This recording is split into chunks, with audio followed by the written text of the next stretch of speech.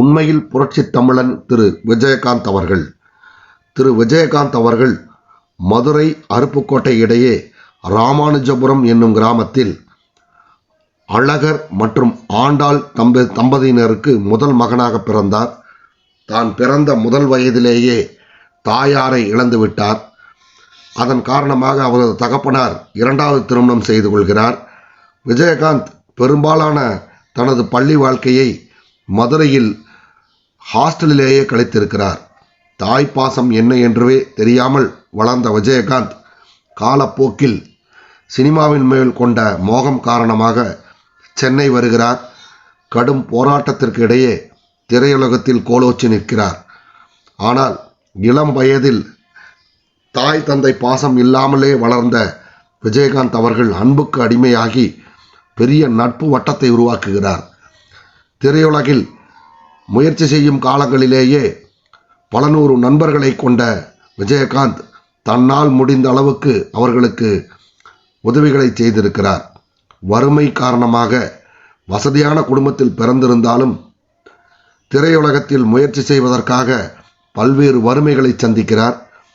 பிற்காலத்தில் வருமானம் வர ஆரம்பித்தவுடன் பெரும் தொகையை அவரது அலுவலகத்திற்கு வரும் அனைத்து நண்பர்களுக்கும் பொதுமக்களுக்கும் உணவு உபசரிப்பதிலேயே குறியாக இருக்கிறார். கடைசி வரைக்கும் பல்வேறு கார்ப்பரேட் குளிர்பான நிறுவனங்கள், கொக்கோகோலா போன்ற கம்பெனிகள் பல கோடிகளை கொட்டி குவித்து விளம்பரத்திற்காக ஒப்பந்தம் செய்த போதும் அதை நடிப்பதற்கு மறுத்துவிட்டார். பொதுமக்களினுடைய உடல்நலத்தை தீங்கு விளைவிக்கும் இது போன்ற குளிர்பானங்களின் விளம்பரங்களில் நான் நடிக்க மாட்டேன் என்பதில் உறுதியாக இருந்தார். அது மட்டுமல்லாமல் நான் பிறப்பால் ஒரு தெலுங்கு பேசும் குடும்பத்தில் பிறந்திருந்தாலும் என் இளமை காலம் முதல் நான் தமிழ் மேல் கொண்ட பற்றும் தமிழ் மக்கள் எனக்கு செய்த உதவியும் தமிழும் தமிழ் கலாச்சாரமும் என்னை கவர்ந்தது. ஆகவே என்னை பொறுத்தவரை சாதி மதம் மொழி என்ற பிரிவினையே கிடையாது. நான் பிறப்பால் ஒரு தமிழன் என்றே கடைசி வரை சொல்லி வந்தார். தன் குடும்பத்திலும் தமிழ் மொழியே பேசி வந்தார். தெலுங்கு, கன்னடம், மலையாளம் உட்பட பல்வேறு திரையுலகத்தில் பல்வேறு வாய்ப்புகள் வந்தபோதும் அவர் நடிக்க உறுதியாக மறுத்துவிட்டார். ஒரு சில கேப்டனின் படங்கள் தெலுங்கில் டப்பிங் செய்து ஓடியிருக்கலாம். ஆனால் நேரடியாக அவர் பிறமொழி படங்களில் கடைசி வரை நடிப்பதே இல்லை என்பதில் உறுதியாக இருந்தார்.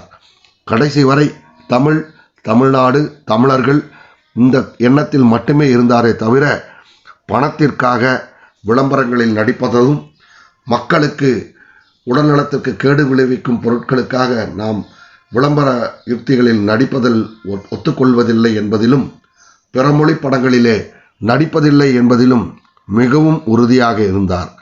உண்மையில் திரையுலகில் பணத்திற்காக எதையும் செய்த தமிழ் நடிகர்கள் வாழ்ந்து கொண்டிருக்கும் இந்த சூழ்நிலையில் உண்மையான புரட்சி தமிழன் விஜயகாந்த் அவர்கள்தான் என்பதை யாராலும் எப்பட்ட சூழ்நிலையிலும் மறுக்க இயலாத ஒன்று. தமிழனாகவே பிறந்து தமிழ்நாட்டிற்காக தமிழ் மக்களுக்காகவே பல்வேறு உதவிகளை செய்து தமிழை மட்டுமே குறிக்கோளாக வைத்து வாழ்ந்து மறைந்த உண்மையான புரட்சி தமிழன் விஜயகாந்த் என்றால் அது மிகையாகாது. அன்னை தமிழை படிப்போம், அன்னை தமிழை போற்றுவோம், அனைத்து மொழிகளையும் தெரிந்து கொள்வோம். இதுதான் கேப்டனின் தாரக மந்திரம்.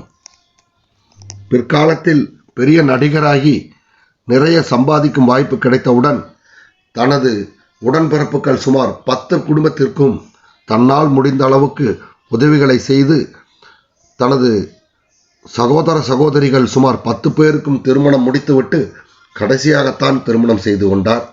தனது மகனை கூட தனது சமுதாயத்தை சார்ந்த குடும்பத்திற்கு திருமணம் செய்து வைக்காமல் கொங்கு நாட்டில் உள்ள ஒரு சாதாரண குடும்பத்திற்குத்தான் தனது மகனை திருமணம் செய்து வைத்திருக்கிறார். உண்மையான பச்சை தமிழன், புரட்சி தமிழன் விஜயகாந்த் என்றால் நிச்சயமாக மிகையாகாது.